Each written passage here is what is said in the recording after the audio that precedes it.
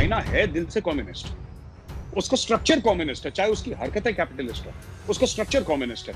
और कम्युनिज्म जो है, चाहे वो इंडिया की कम्युनिस्ट पार्टी हो, चाइना की हो, दुनिया की किसी भी कोने की हो, ये प्रोपेगेंडा पे सर्वाइव करते हैं। दूसरी चीज, चाइना एक डरपोक मुल्क है। चाइना डरता है, बुज़दिल है चाइना। क्यों? दूसरे लोगों को आंखें दिखा लेता है, चाइना सबसे ज्यादा डरता है अपने खुद के लोगों से। और उसका मैं सबूत आज आपको देता हूं। इसमें वैभव और एक एंगल है, वो एंगल है कुछ बिके हुए हिंदुस्तानियों का, जो कि कुछ पैसों के लिए अपनी मातृभूमि को बेचने के लिए तैयार है। ये बाहर भी बैठे हैं, ये अंदर भी बैठे हैं। देखिए, चाइना की औकात नहीं है अब लड़ने की। चाइना को औकात हमने 1967 में दिखा दी थी वैभव नाथुला में, क्लियर कट दिखा दी थी औकात। और ये 1962 वाला भारत नहीं है। लोग क्या करते हैं, हिंदुस्तानी भी अक्सर ये गलती करते हैं, चाइनीज इकोनॉमिक पावर को चाइनीज मिलिट्री पावर समझ लेते हैं। देखिए, इकोनॉमिक पावर और मिलिट्री पावर दो अलग अलग चीजें, अलग बातें हैं। हुआ कुछ भी नहीं है। और मैं आपको बता रहा हूं वैभव, आप देख लीजिएगा, ये बात 15-20 जून तक फिनिश हो जाएगी, चाइनीज चले जाएंगे वापस। चाइनीज 15-20 जून तक खत्म, यहां से आउट हो जाएंगे जहां पे हैं। अगर आपको चाइना को ठोकना है तो चाइना की पेट पे लात मारनी पड़ेगी। पेट पे लात यानी कि चाइना को इकोनॉमिक लॉस करना पड़ेगा। दोस्तों, आप देख रहे हैं डिफेंसिव ऑफेंस। सब्सक्राइब करिए, बेल आइकन प्रेस करिए कि फौरी तौर पे जितने भी नए वीडियोस वैभव डालते हैं आपको मिलते रहें। And thank you for all your support. जय हिंद। जय हिंद दोस्तों, आप देख रहे हैं डिफेंसिव ऑफेंस और मैं हूं वैभव।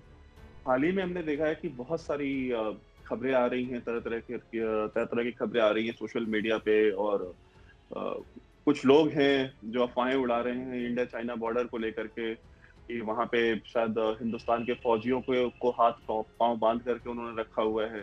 कुछ कह रहे हैं कि, और खास तौर पे हमने देखा है पूरा जो नेक्सस सामने आया है चाइनीज कम्युनिस्ट पार्टी का और आईएसपीआर जो पाकिस्तानी फौज का एक इदारा है जो प्रोपेगेंडा करता है। तो पाकिस्तानी और चाइनीज मिल करके इस तरह की अफवाहें उड़ा रहे हैं और बहुत हमने देखा है मेन स्ट्रीम लोग इस तरह काम कर रहे हैं। तो मेजर गोरावारे से समझेंगे आज कि वहां एक्चुअली हो क्या रहा है, एक्चुअल पोजीशन क्या है जमीन पे, और ये जो पूरा प्रोपेगेंडा चल रहा है इसको कैसे काउंटर करना है। Welcome sir. Thank you very much. Thank you sir. Sir, इस पूरे मामले के ऊपर सर आप कुछ बताएं सर, ये क्या चल रहा है एक्चुअल में सर, क्या है क्या पूरा मामला? वैभव, कुछ भी नहीं है, मैं आपको बताता हूँ इसमें इशू क्या है। पहले हम जरा डिप्लॉयमेंट देख लें इंडियन आर्मी की।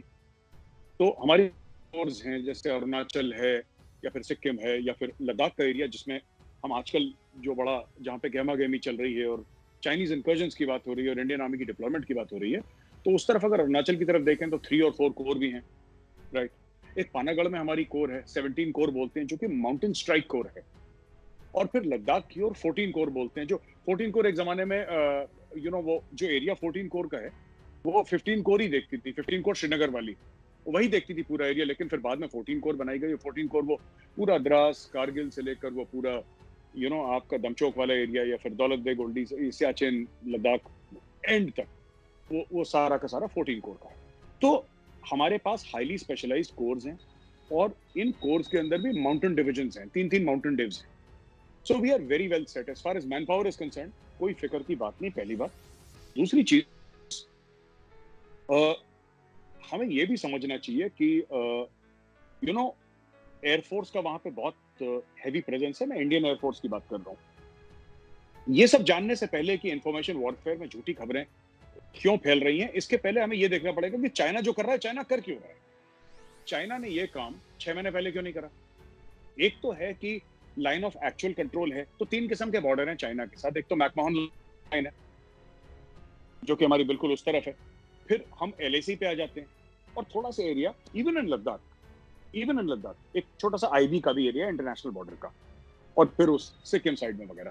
अब देखिए वैभव, हमें एक बात समझनी पड़ेगी कि चाइना ये कर क्यों रहा है। पहली चीज तो यह है कि चाइना बहुत ज्यादा प्रेशर में, हमें ये समझना पड़ेगा। चाइना की मानसिकता, चाइना का इस समय जो थिंकिंग प्रोसेस है, चाइना बहुत ज्यादा प्रेशर में है। कौन से प्रेशर में? कोरोना वायरस के चक्कर में पूरी दुनिया थू कर रही है। लोग कह रहे हैं 100 बिलियन, कोई कहता है 1 ट्रिलियन।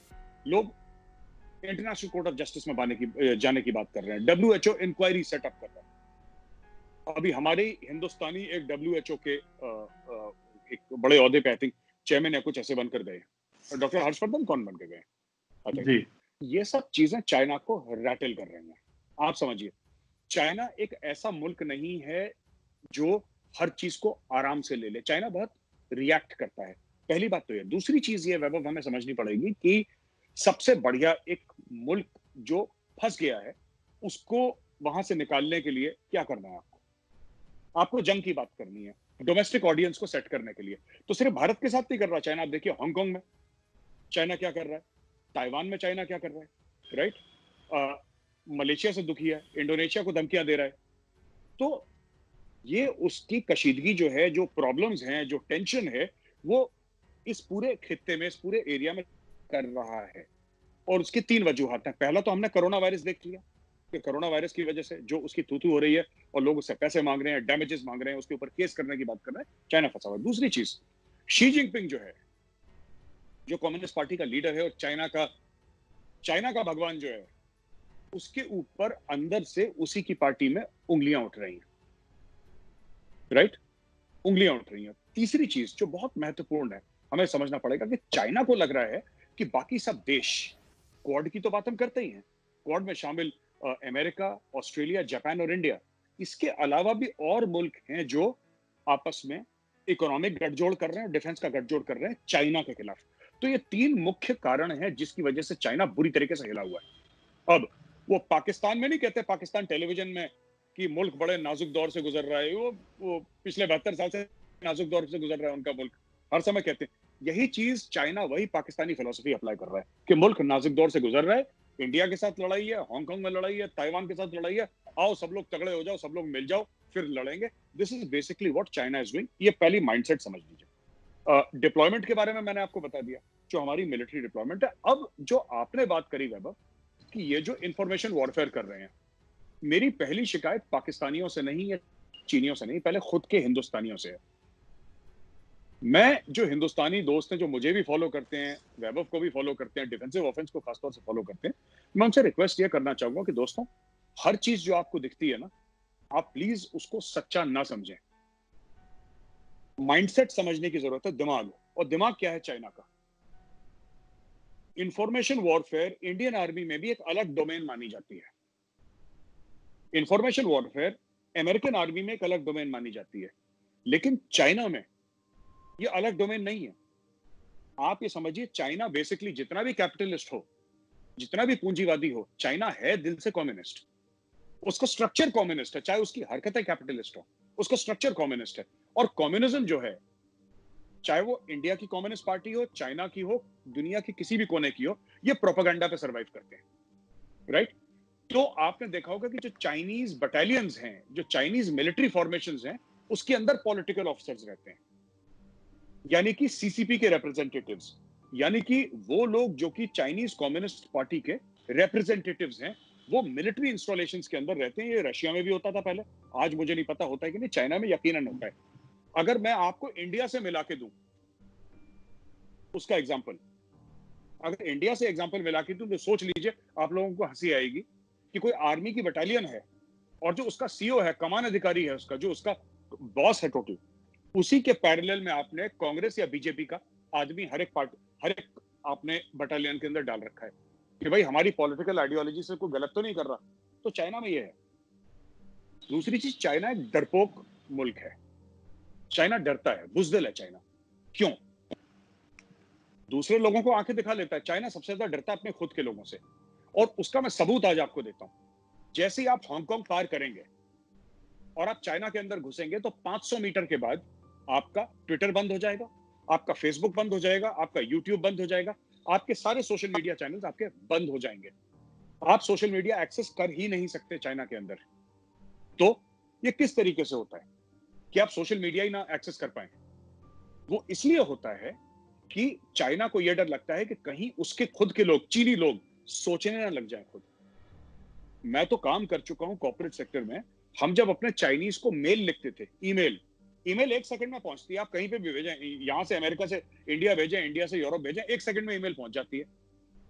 हैवी ईमेल हुई, 5 सेकंड में पहुंच गई। चाइना में वैभव, मेरा एक्सपीरियंस है कि एक एक हफ्ता लग जाता है। अगर चाइना को शक हो जाए कि इंडिया से ईमेल आई है और इंडिया वालों ने कुछ ऐसी चीज लिखी है जो उनकी पॉलिटिकल फिलोसफी से नहीं मिलती, वो ईमेल रोक देते हैं। फिर ईमेल के कुछ सेक्शन आपको उड़े मिलेंगे, किसी में काला ऐसे ब्लैकआउट करके मार्क करा हुआ होगा। तो अपने खुद के लोगों से चाइनीज कम्युनिस्ट पार्टी बहुत डरती है। अब उनको एक पिट्ठू मिल गया, एक चेला मिल गया पाकिस्तान के रूप में। तो हमने वीडियो देखे सोशल मीडिया में वैभव कि वो Indian soldier, so called Indian soldiers को चाइनीज मार रहे हैं, और यहाँ पे हिंदुस्तानी जो है, अब बेचारे उनको इतनी इंफॉर्मेशन नहीं है, तो बड़ा उनका दिल टूट रहा है कि हमारा दिल टूट गया हमारे फौजियों के साथ। भाई वो तुम्हारे फौजी है ही नहीं, जिनका आप लोगों ने वीडियो देखा आर्मी के लोग है ही नहीं, ना किसी इंडियन कोई भी फोर्स के, ना आईटीबीपी के, ना किसी के। इन लोगों ने क्या करा है कि इन लोगों ने इंडियन आर्मी की वर्दी, आप चले जाओ आपको कहीं पे भी मिल जाएगी, ठीक है, कोई बड़ी बात नहीं है, कोई बड़ी बात नहीं। चाइना का एम्बेसी है, चाइना के एम्बेसी ने किसी को बोला, किसी इंडियन को पैसे दिए, बोला कि यार वो कैमोफ्लेज यूनिफॉर्म है, जरा ये कैंटोनमेंट एरिया से खरीद के ले आओ, दिल्ली कैंट से, दुनिया भर मिलती है। वो गया खरीद के लिया, यहाँ से कुरियर से भेजा, उन्होंने सिलवाई, इंडिया के रैंक्स ले लिए, सब कुछ मिलता है बाजार में, ओपन आप चले जाओ, यहाँ पे खुला मिलता है, आपको कितना चाहिए सब कुछ मिलता है यहाँ पे। हाँ, थोड़ा बहुत कुछ कुछ दुकानदार चेक करने की कोशिश करते हैं, लेकिन आप मुंह पे पैसा मारो दे देगा वो। तो आपने एक ड्रामा रचा। ये क्यों रचा ड्रामा? आपका कुछ ₹1000 में हो गया, उसमें आपने पाकिस्तानी सोल्जर्स लिया, आपने पाकिस्तानी फौजी लिया। अच्छा, जो टेरेन लद्दाख में है वही टेरेन आगे जाके तो गिलगिट बाल्टिस्तान में भी है। तो आप कहते साहब लद्दाख जैसा लगता है, लद्दाख जैसा तो हिमाचल प्रदेश में भी कुछ एरिया, लाहौल स्पीति में जो लद्दाख जैसे दिखते हैं, उसी तरीके से पाकिस्तान में भी कई 100 स्क्वायर किलोमीटर के एरिया जो बिल्कुल लद्दाख जैसे दिखते हैं, क्योंकि टोपोग्राफी वही है, एरिया बिल्कुल सेम है। आपने वर्दी पहना के कुछ पाकिस्तानी सोल्जर्स को, आपने इंडियन आर्मी की वर्दी पहनाई, आपने चाइनीज सोल्जर लिए, आपने मेकअप आर्टिस्ट लिया, और आपने एक एलैबोरेट होक्स बनाया जैसे कि पिक्चरों में दिखता है। और वो ऐसे जर्की मूवमेंट से कि जैसे कोई एक्शन हो रहा होगा और आप बड़ी मुश्किल से अपने फोन से खींच रहे हो, और फोन ही से खींचा उन लोगों ने, और फोन से खींचने के बाद वो चीज आगे बढ़ा दी आपने आगे वो चीज बढ़ा दी सोशल मीडिया पे। अच्छा, इंडियंस जनरली गलेबल हैं, क्योंकि हमारे यहाँ फौज की इतनी बात नहीं होती, ना फौज के बारे में नॉलेज है।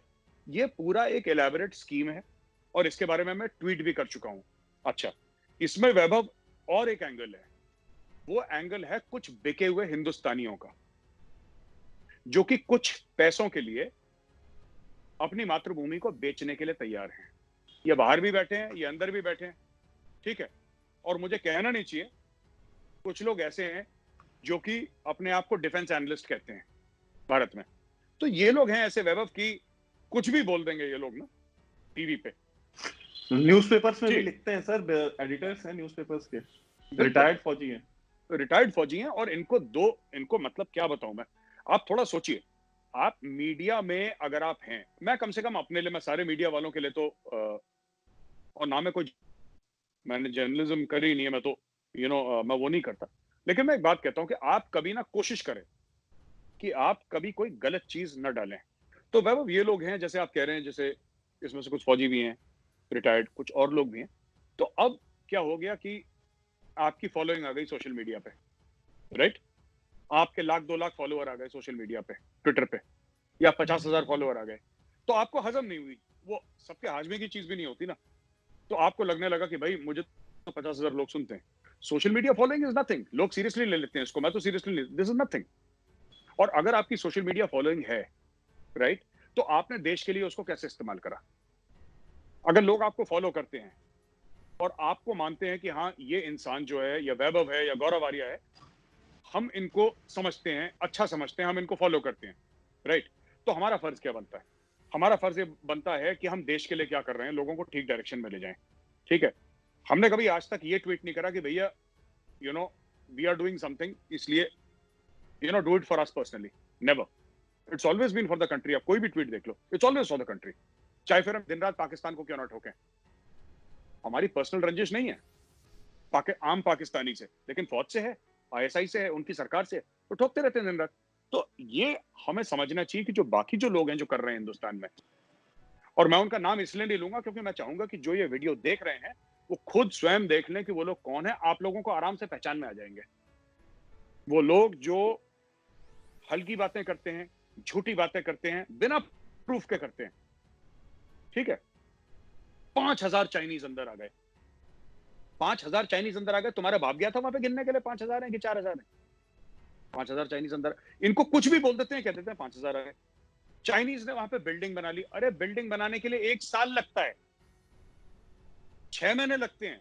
वो हाई एल्टीट्यूड है, 12, 14, 15,000 फुट में, सांस नहीं आती आदमी के। चाइना ने बिल्डिंग बना ली, स्ट्रक्चर बना लिए। अरे भाई, वो 180 पाउंडर के टेंट हैं, छोटे छोटे टेंट, आप आधे घंटे में लगा सकते हो। ये तो 15 दिन पहले ही तो शुरू हुआ है ये पूरा ड्रामा लद्दाख में। चाइनीज आर्मी ने स्ट्रक्चर बना लिया। पता नहीं चाइना के पास कौन सी टेक्नोलॉजी है कि भैया 2 मंजिले का मकान चाइना ने 15 दिन के अंदर बना लिया। कौन सी टेक्नोलॉजी है मुझे तो नहीं पता। तो ये कुछ भी बोलेंगे और झूठे वीडियोस के हो गया। ये सब नहीं करना चाहिए। और मैं जो भी हमें देख रहे हैं, मैं उनसे ये रिक्वेस्ट करूंगा, प्लीज आप इन चक्करों में ना पड़े और इसको एक्सपोज करें। ये फेक न्यूज है और ये फेक न्यूज पाकिस्तानी और चाइनीज, देखिए चाइना की औकात नहीं है अब लड़ने की। चाइना को औकात हमने 1967 में दिखा दी थी, वैभव नाथुला में क्लियर कट दिखा दी थी औकात। और ये 1962 वाला भारत नहीं है। चाइना क्यों भड़का है? ये जो मैंने 3 कारण दिए थे, उसके अलावा ये है कि पिछले 6-7 साल में बॉर्डर के आसपास बहुत ज्यादा इंफ्रास्ट्रक्चर की डेवलपमेंट करी है इंडिया ने। जो एरिया चाइना समझता था कि हमारा है, यानी कि चाइना का है, भारत ने वहां पे पुल बनाए, वहां पे रोड बनाई, चाइना को सांप सूंघ गया। एडवांस और लैंडिंग ग्राउंड्स भी बनाए सर। एडवांस लैंडिंग ग्राउंड्स तो बने वैभव। आज की तारीख में दौलत बेग ओल्डी में AN-32 लैंड हो रहे हैं यार। वो दौलत बेग ओल्डी में जहां पे जाने में 20 दिन लग जाते थे पैदल, आज की तारीख में वहां पे एयरक्राफ्ट लैंड हो रहे हैं दौलत बेग ओल्डी में। चाइना को सांप सूंघ गया कि ये कर क्या रहे हैं। ऊपर से ये दौलत बेग ओल्डी का जो बना है पिछले 15 दिन में थोड़ा ना बना है कि चाइना परेशान हो गया। चाइना पहले क्यों नहीं आया अंदर? चाइना 6 महीने पहले क्यों नहीं आया अंदर? अभी क्यों आया? क्योंकि ये सिर्फ ये जो 4-5 चीजें जो मैंने बताई हैं, सब मिलके जो एक माहौल बना है चाइना की और शी जिनपिंग की खासतौर से पर्सनली, उसकी मुसीबत बन गई। उसको कुछ ना कुछ करना था अटेंशन डाइवर्ट करने के लिए।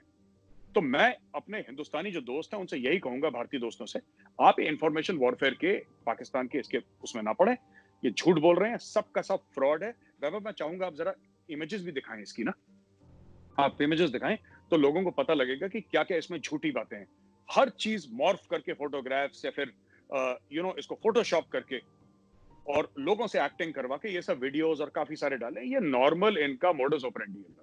सर चाइना को सर हमने ये भी देखा है कि चाइनीज गवर्नमेंट इस तरह का काम पहले भी करती रही है with respect to other countries. एक पूरी फहरिस्त आती है पिक्चर्स की, जो हिस्टोरिकल पिक्चर्स हैं, ऐतिहासिक फोटो हैं, उनको उन्होंने एडिट करके चाइनीज में एक आर्ट है फोटोग्राफ्स को पेंट करने की, वो एयर ब्रश है ऐसा कुछ कहते हैं उसको। वो उसके थ्रू वो उन्होंने पुरानी जो 500 साल पुरानी 700 साल पुरानी जो पेंटिंग्स थी वो चेंज कर दी है। आप पूरे चाइना में जाइए तो वो जो 700 साल पुरानी जो एक्चुअल पेंटिंग थी वो नहीं मिलेगी आपको। जो सीसीपी की आइडियोलॉजी को सपोर्ट करती है वो पेंटिंग मिलेगी। तो चाइना का ये जो पूरा सेटअप है सीसीपी का, वो सर सरवाइव करता है इसके ऊपर। सर आपने जो बात कही सर, इसमें एक कल जो है कि सेक्रेटरी ऑफ स्टेट अमेरिका के माइक पॉम्पियो का हमने देखा कि उन्होंने इंटरव्यू दिया फॉक्स पे, और उन्होंने ये बोला कि उन्होंने बहुत आड़े हाथों लिया चाइनीज कम्युनिस्ट पार्टी को, और उन्होंने बताया कि ये वेस्टर्न वैल्यूज और जो डेमोक्रेसी है उसको अंडरमाइन करना चाह रहे हैं चाइनीज कम्युनिस्ट पार्टी वाले, और वो यहाँ पे हमारे यहाँ डिस्टर्बेंस क्रिएट करना चाह रहे हैं, और दुनिया भर के उन्होंने इल्जाम लगाए। उन्होंने जो इसके कंक्लूजन में एक बात कही, उन्होंने कहा कि हमारे जो एलाइज है, हम इसको सक्सेसफुल नहीं होने देंगे, और हमारे जो एलाइज हैं, उन्होंने सबसे पहला नाम हिंदुस्तान का लिया कि हम इंडिया के साथ मिलकर और ऑस्ट्रेलिया के साथ मिलकर के, जापान के साथ मिलकर के चाइना को काउंटर करेंगे। तो सर आपको नहीं लगता है कि सर जो अब ये बात, इस तरह की बात अमेरिकन पहले नहीं कहते थे, खासतौर पे सेक्रेटरी ऑफ स्टेट के लेवल पे तो बिल्कुल भी नहीं होती थी, अब सर वो मीडिया में आकर के, और सर उन्होंने ये स्टेटमेंट 2 दिन लगातार दी है। तो सर ये भी चीजें हैं जो उसको रैटल कर रही है कि अब अमेरिका और इंडिया, दो जो पावर्स हैं, वो चाइना के अगेंस्ट आ रही हैं रीजन में।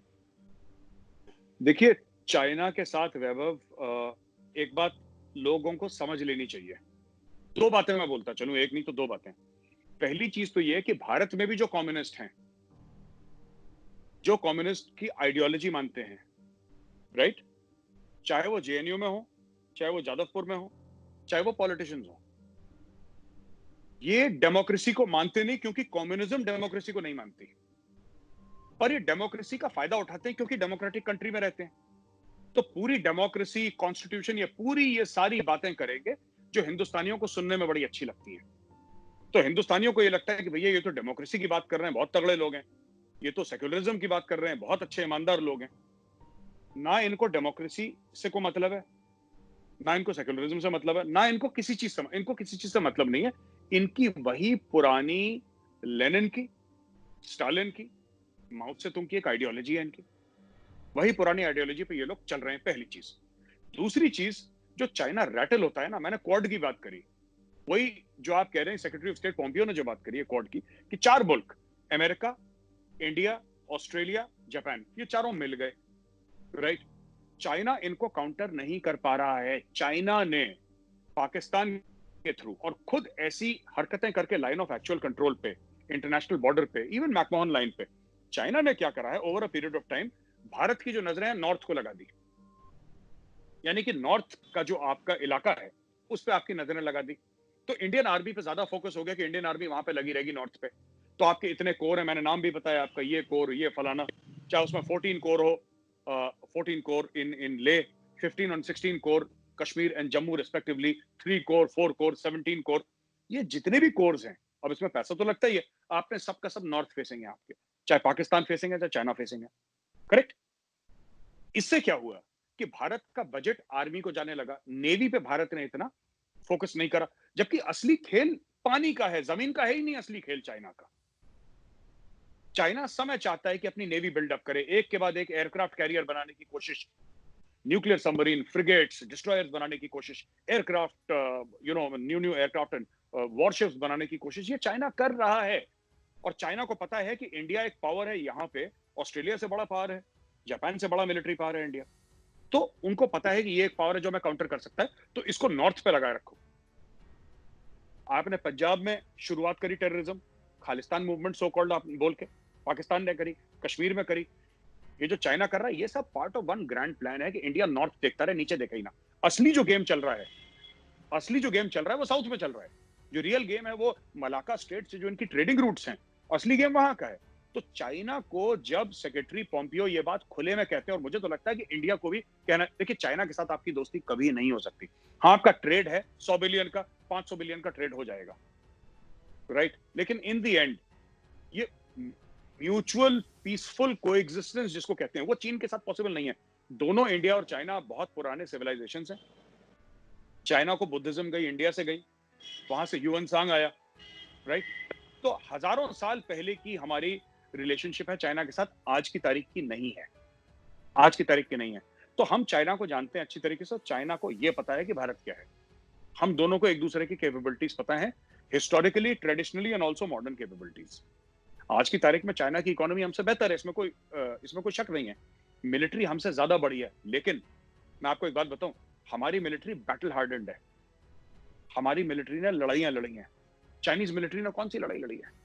लोग क्या करते हैं, हिंदुस्तानी भी अक्सर ये गलती करते हैं, चाइनीज इकोनॉमिक पावर को चाइनीज मिलिट्री पावर समझ लेते हैं। देखिए, इकोनॉमिक पावर और मिलिट्री पावर दो अलग अलग चीजें, अलग बातें हैं। तो चाइना ये कर रहा है, कंफ्यूज करने की कोशिश कर रहा है पूरी दुनिया को। और जो सेक्रेटरी पोम्पियो ने बात करी है, वो जो आप बात कर रहे हो Vaibhav, that is a thing which is absolutely accurate. अब वक्त आ गया है कि चाइना के ऊपर प्रेशर डालें, क्योंकि माहौल भी है और अभी चाइना के ऊपर प्रेशर डाला जा सकता है। चाइना दुनिया को खुशी से जिंदा नहीं रहने देगा, ये खा जाएगा। Dragon will start eating the world slowly.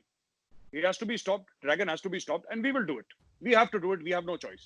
Sir, हमने ये भी देखा है कि जब भी इस तरह का कोई भी सिचुएशन होती है, चाहे वो इंडिया चाइना बॉर्डर पे हो, चाहे वो प्रॉब्लम इंडिया पाकिस्तान बॉर्डर पे हो, कोई भी स्कर्मिश होती है, कोई भी कॉन्फ्लिक्ट होता है, इंडिया में सर वही 2-4 नोन फेसेस हैं जो उठ के खड़े हो जाते हैं, कंस्पिरेसी थ्योरीज फेंकना शुरू करते हैं। और सर वो भी कोई प्रो इंडिया कंस्पिरेसी थ्योरीज नहीं फेंकते, हमेशा उनकी कंस्पिरेसी थ्योरीज वही एंटी इंडिया कंस्पिरेसी थ्योरीज होंगी। और सर जब कोई कॉन्फ्लिक्ट चल रहा होता है सर, मैं उस समय अगर मैं झूठ बोलता हूँ, मुझे पता है कि वो झूठ 4 दिन बाद, 5 दिन बाद वो एक्सपोज हो जाएगा। लेकिन सर वो जो 2-4 दिन का सर जो विंडो होता है, उस 2-4 दिन के विंडो में सर वो बहुत ज्यादा डैमेज करता है आपके नेशनल इंटरेस्ट को, और आपके जो मोरल होता है एक देश का, उस देशवासियों का।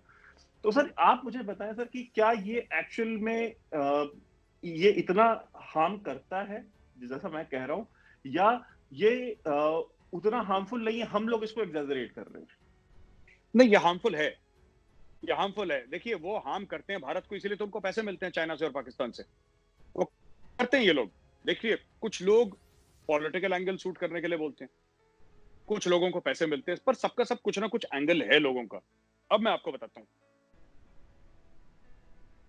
कोई डिफेंस एनालिस्ट है, मैं राजनीतिक बात नहीं करना चाहता, लेकिन समझाना जरूरी है लोगों को। एक डिफेंस एनालिस्ट है, एक्स कोई भी है, जो कि for example pro Congress party है, क्योंकि उसकी उसकी रिश्तेदारी है कांग्रेस में, किसी कांग्रेस के बड़े लीडर के खानदान में उसकी शादी हुई है, मीडिया में बहुत बड़ा चेहरा है वो, या था एक जमाने में। फिर नए नए लोग आए मीडिया में, उसकी दुकान बंद कर दी। अब क्या हुआ है कि ऐसे लोग परेशान हो जाते हैं, क्योंकि भाई वो पिछले 15-20 साल से भगवान थे। वो लोग बोलते थे कि ये भारत की ये स्ट्रेटजी है, ये होनी चाहिए, लोग सुनते थे उनको। उनको बुलाया जाता था स्टाफ कॉलेज में, एनडीसी में, नेशनल डिफेंस कॉलेज जो है यहाँ पे, उधर बुलाया जाता था, और उनको आईएमए में बुलाया जाता था, ओटीए में, एनडीए में वो लेक्चर देते थे, वो लोगों को बताते थे। ये सब नल हो गया बंद। अब क्या करेंगे भाई आप? अब तो फंस गए आप। तो आपकी एक तो दिल में भड़ास है, और दूसरी चीज, अगर आप नरेंद्र मोदी को घेरना चाहते हैं, नरेंद्र मोदी को घेरिए, आप बिल्कुल घेरिए, आपका हक भी है, आपका फर्ज भी है, आप घेरिए, वो लीडर है, सवाल का जवाब देंगे। जब आप भारतीय सेना को घेरना शुरू करते हैं, तब आप एक्सपोज हो जाते हैं भारतीय सेना को। तो कोई ट्वीट करता है कि ये क्या चल रहा है, और ये हमारे सोल्जर्स के साथ क्या हो रहा है, उसको पता, उसको खुद ही जो उसके इनबॉक्स में व्हाट्सएप पे जो वीडियो आया है, जो बंदा ट्वीट कर रहा है, इमेज या फोटो या टेक्स्ट, उसको बना के पाकिस्तानियों ने भेजा है वहां से। आई हैव इंफॉर्मेशन, पाकिस्तानीज उनको भेजते हैं, पाकिस्तानी उनको कैसे, उनको पैसा भेजते हैं, उनके पास पैसा आता है, फिर वो ट्वीट करते हैं। उनकी इतनी फॉलोइंग नहीं है सोशल मीडिया पे, 50-60 हजार, 1 लाख, 2 लाख, 3 लाख, लेकिन आपने 3 लाख लोगों में कंफ्यूजन डाल दिया ना, डाल दिया आपने। और कहीं ना कहीं मोराल उन लोगों का, 3 लाख में से अगर मैं कह रहा हूं 10%, 30 हजार भी आपकी बात का विश्वास करते हैं, तो 30 हजार हिंदुस्तानियों का मोराल तो लो हो गया कि यार हमारी फौज के साथ क्या हो रहा है, जबकि हुआ कुछ भी नहीं है, हुआ कुछ भी नहीं है। और मैं आपको बता रहा हूं वैभव, आप देख लीजिएगा, ये बात 15-20 जून तक फिनिश हो जाएगी, चाइनीज चले जाएंगे वापस। चाइनीज 15-20 जून तक खत्म, यहां से आउट हो जाएंगे जहां पे हैं। और क्यों होंगे? ऑलरेडी उनकी मिनिस्ट्री ऑफ एक्सटर्नल अफेयर्स बोल चुकी है कि हमें हिंदुस्तान के साथ दोस्ती चाहिए। उनका एम्बेसडर कह चुका है that elephant and the dragon can dance together, we have common interests, है ना? तो ये सब लोग कह चुके हैं बात, बस Chinese military is trying to save face, अपनी इज्जत बचा रही है कि अचानक वो एक दिन गायब हो गई, तो फिर चाइनीज लोग कहेंगे यार तुम तो बड़ा चौधरी बन के गए थे हिंदुस्तान, साले मार खा के वापस आ गए। राइट? यही हो रहा है वहां पे। डोकलाम में वो देख चुके हैं। डोकलाम में देख चुके हैं, डोकलाम में बड़ा ही उन्होंने ये वो, और डोकलाम में भी हमारी कुछ पॉलिटिकल पार्टीज थी, वो कह रही है कि साहब डोकलाम के अंदर इतना झूठ बोलते हैं ये लोग। तो मुझे ये एक्चुअली जो टीवी स्टूडियो में बैठते हैं ना, इनको ये नहीं पता डोकलाम है कहां पे, इनको ये नहीं पता कि राजस्थान में है कि तमिलनाडु में है कि मणिपुर में है, इनकी तरफ से कहीं नहीं है, सिक्किम में भी नहीं है इनकी तरफ से, इनको पता ही नहीं। तो ये लोग बोल देंगे चाइना कंस्ट्रक्शन कर रहा है डोकलाम में, पर ये कभी नहीं बताएंगे कि डोकलाम चाइना में भी है, डोकलाम इंडिया में भी है, राइट, डोकलाम भूटान में भी है। ये कभी नहीं बताएंगे कि डोकलाम जो है, जो डोकलाम का प्लेटू है, वो 3 मुल्कों में डिवाइडेड है। चाइना अपने डोकलाम में कुछ भी करे, उन्होंने ये नहीं बोला लोगों को कि भाई चाइना अपने डोकलाम में रोड बना रहा है, इन्होंने बोला नहीं साहब, या फिर इन्होंने ये बोल दिया नहीं साहब वो तो भारत के अंदर रोड बना रहा है, और पार्लियामेंट में लोग ऐसी बकवास करते हैं। तो मैं ये लोगों से यही अपील करना चाहता हूं कि अपनी राजनीतिक, देखो ये जो गेम खेल रहे हैं ना ये लोग, चाहे वो डिफेंस एनालिस्ट हो, चाहे टीवी पर हो, चाहे राजनेता हो, आप जब सेना के साथ गेम खेलते हैं ना, तो आप अपने मुल्क की जड़ें खोद रहे हैं। आप ऐसा ना करें, आप अपने मुल्क की जड़ें खोद रहे हैं। चाहे आपको मोदी से सवाल पूछने, आप जरूर पूछे ना, आप 100 सवाल पूछें रोज खड़े होके, आप अपनी फौज से भी सवाल पूछें। मैं तो कह रहा हूं, लोग कहते हैं फौज से सवाल क्यों पूछ रहे हो, क्यों ना पूछें यार, टैक्स पेयर की मनी से फौज चलती है, फ्री में थोड़ा ना चलती है फौज, आपका हक है एज अ सिटीजन, आप पूछें। आप अपनी आर्मी से, इंडियन आर्मी से, हर एक इंडियन का फर्ज बनता है और ड्यूटी बनती है, उसकी राइट है, हक है उसका, कि आप सवाल पूछें कि साहब क्या हो रहा है बताएं। हो सकता है अगर सीक्रेट चीजों वो ना बता पाए, पर सवाल तो आप पूछ ही सकते हैं। तो मैं कभी ये नहीं कहता कि आपने फौज से सवाल कैसे पूछ लिया, लेकिन आप इंटेलिजेंट सवाल तो पूछें, बेवकूफी के सवाल पूछेंगे फिर आर्मी थोड़ा ना जवाब देगी, स्टूपिड। लो आईक्यू क्वेश्चंस और जबरदस्ती पॉलिटिकली जिसको कहते हैं कि ट्विस्टेड स्लंटेड क्वेश्चंस। तो ये सब हमें नहीं करना चाहिए, इससे देश क्या कमजोर होता है। मैं आपको आज बता रहा हूं Vaibhav, we are at the beginning of June, right, we are at the beginning of June. मैं आपको लिख के दे रहा हूं 15 या 20 जून तक ये मामला खत्म हो जाएगा, वो धीरे धीरे चले जाएंगे वापस। चाइना ज्यादा सस्टेन नहीं कर सकता। चाइना को एक बात क्लियर हो गई है कि मिरर डिप्लॉयमेंट है हमारी। जितने चाइनीज हैं, अगर 2 से लेकर 2.5 लाख ट्रूप्स चाइना के हैं, भाई पाकिस्तान क्या कहता है कि 1 मिलियन आपने ट्रूप्स पूरे जेएनके में डाल रखे, 1 मिलियन ट्रूप्स, यही तो बोलता है पाकिस्तान। तो भाई पिछले साल तो जेएनके का स्टेट का ही तो लद्दाख भी तो पार्ट था, ट्रूप्स थोड़ा ना हट गए वहां से। अगर 1 मिलियन ट्रूप्स है, चाइना के तो 2.5 लाख है वहां पे, हमारे 10 लाख हैं। अगर हम पाकिस्तान की बात माने तो, ये मैं पाकिस्तानियों को बोल रहा हूं, भाई तुम ही तो कहते हो कि 10 लाख फौजी डाल दिए वहां पे, तो उनके 2 लाख हमारे 10 लाख से लड़ लेंगे। हमारे 10 लाख नहीं है, हमारे 10 लाख नहीं है। उस एरिया में जितने चाइनीज हैं वैभव, उससे ज्यादा हम लोगों ने आज की तारीख में ट्रूप्स वहां पे डाल रखे हैं। हमारे फाइटर जेट्स वहां पे पेट्रोल कर रहे हैं एरिया पैंगोंग लेक के ऊपर, हमारी कॉम्बैट एयर पेट्रोल्स वहां पे चल रही हैं, हेलीकॉप्टर गनशिप्स वहां पे हैं, हमारे सारे के सारे एलिमेंट तैयार हैं। और चाइना को पता है, चाइना कोई ऐसा कदम नहीं उठाएगा जो चाइना की सेहत के लिए हानिकारक हो। सर 1 लाख जो इंडियन फौजी हैं वो वैसे भी पाकिस्तानी को 10 लाख के बराबर ही दिखते हैं, तो उनकी भी गलती नहीं है, वो बेचारे जो देखते हैं वही कहते हैं। सर एक आखिरी आखिरी चीज मैं आपको सर कंक्लूडिंग रिमार्क्स चाहूंगा कि हमने सर ये देखा कि इंडिया में जो पूरा इकोसिस्टम है विद रिगार्ड्स टू चाइना, ये सर हमेशा बात उठती है कि मेड इन चाइना जो प्रोडक्ट्स हैं उनको बॉयकॉट किया जाए। बिकॉज सर हमें भी पता है कि एक्चुअल में सर चाइना को अगर आपको काउंटर करना है तो आप इकोनॉमिकली ही करेंगे, मिलिटरीली तो वो खुद नहीं करना चाहते, तो आप कहां से करेंगे? आप कोई जबरदस्ती तो जाके उनसे लड़ाई मोल नहीं लेंगे।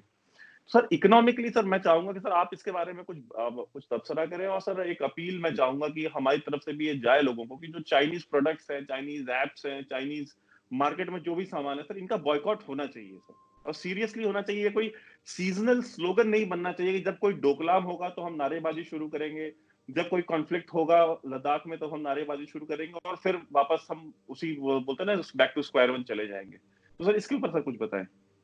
देखिए, जैसे कि आजकल बात चल रही है कि पहले आप चाइनीज सॉफ्टवेयर को हटाएं और over a period of time Chinese hardware को, क्योंकि हम लोगों ने हार्डवेयर पे कभी उतनी तवज्जो नहीं दी जितनी चाइनीज ने दी। चाइनीज बन गया manufacturing hub of the world.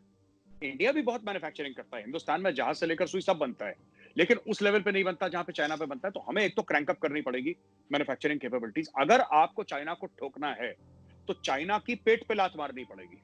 पेट पे लात यानी कि चाइना को इकोनॉमिक लॉस करना पड़ेगा। वो तभी होगा जब हम लोग, देखिए मैं तो मोदी जी को बार बार यही अपील करता हूं, सबसे पहले आपके जो ब्यूरोक्रेट है आप उनको टाइट करिए। आपका मेक इन इंडिया का जो सपना है, आपके ब्यूरोक्रेट्स फेल कर रहे हैं इसको। आप ब्यूरोक्रेट्स को अपने टाइट करिए, आप टेक्नोक्रेट्स को सामने लाइए, चाबी दीजिए इनको, और फिर इनको बोलिए कि क्या करना है। सारे के सारे लोग हिंदुस्तान में आएंगे। क्यों नहीं आएंगे? क्यों नहीं आएंगे वैभव? मुझे नहीं समझ में आ रहा। इकोसिस्टम बनाना है, बनाओ, किसने रोका है?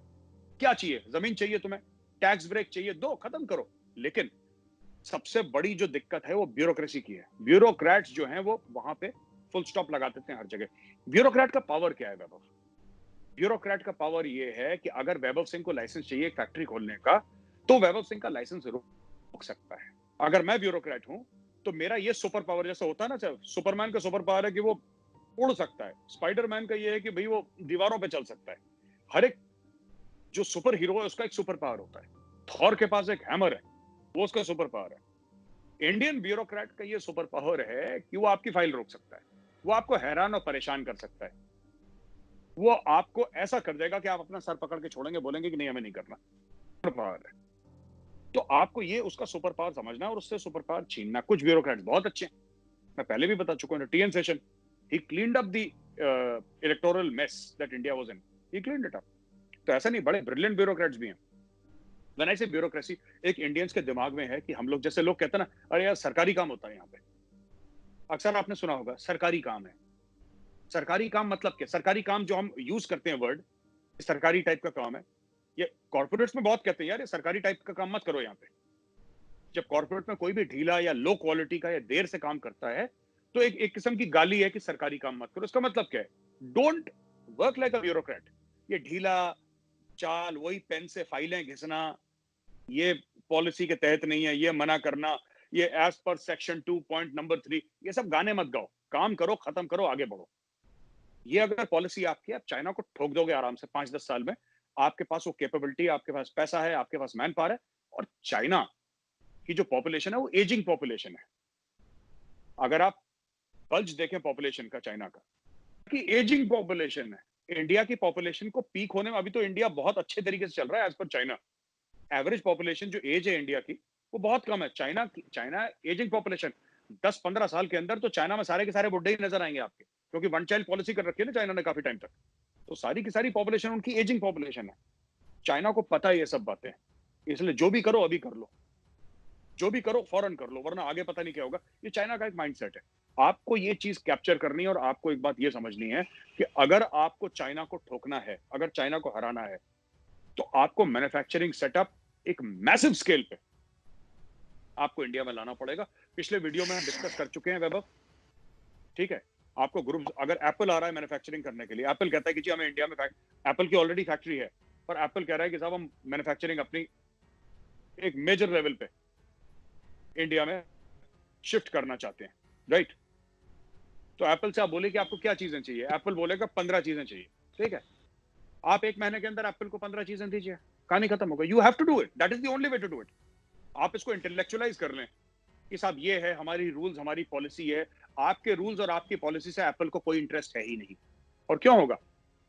हमारी रिटेल पॉलिसी ये नहीं, हमारी आपकी पॉलिसी में क्यों किसी को इंटरेस्ट होगा भाई?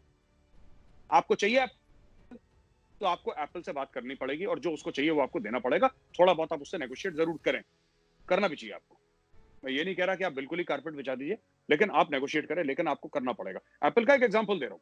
आपको जमीन चाहिए, आपको 10 साल का टैक्स ब्रेक चाहिए, ठीक है। आपको कैपिटल चाहिए एट लो इंटरेस्ट रेट्स, आपको टैक्स रिफॉर्म चाहिए, आपको क्या चाहिए आप बताओ, लिख दो। और आप एक 15 लोगों की हाई पावर्ड कमेटी बनाओ, जिसके अंदर technocrats, bureaucrats, financial experts, ministry के रिप्रेजेंटेटिव सब डालो, उसका एक हेड बनाओ और उस हेड को बोलो कि भाई तुम्हारी जिम्मेदारी है कि तुम 1 साल के अंदर एप्पल को इंडिया में लेकर आओगे, कहानी खत्म।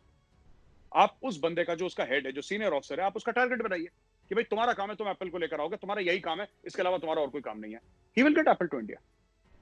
आप ऐसे 100-200 ग्रुप्स बनाइए, 100-200 ग्रुप में कंपनीज के साथ सेटअप करिए। आपको जमीन, वही इलेक्ट्रिसिटी, वही टैक्स ब्रेक, वही गवर्नमेंट सपोर्ट, वही कैपिटल, ये 8-10 चीजें होती हैं जो किसी कंपनी को चाहिए, आप लेकर आइए। सब आएंगे, खुशी खुशी आएंगे। आप बुलाइए तो उनको ठीक से।